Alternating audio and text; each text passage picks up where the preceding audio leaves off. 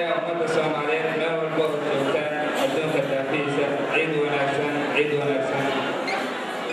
runaatii kulli waxay la tahay qof walba jecel oo soo maray jacaylkuna sidiisaba waxyaabo badan ayaa kala kumaysaa adduunka soo mara haddana waxaan ku soo dhaweynayaa gabayga jidkaygu Soomaali hadduu galo Maryamaha Leyda ummadii yahay maxaa kugu dhacaa ilaab joogtane sida maqaska colaadigu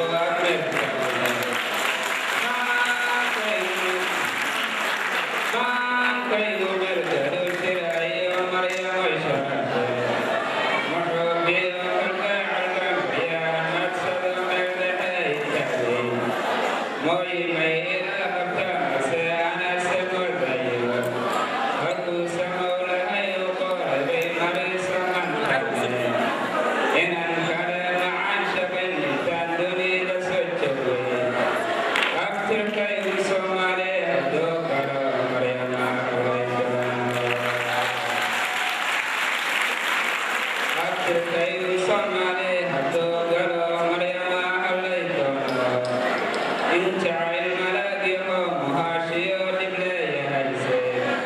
in marin lala noqdo rasiiba layska maanacase maatada inaad ujeedicdo laysku madsadase marnaba kamaana fiiranayn dunidaynu joognaye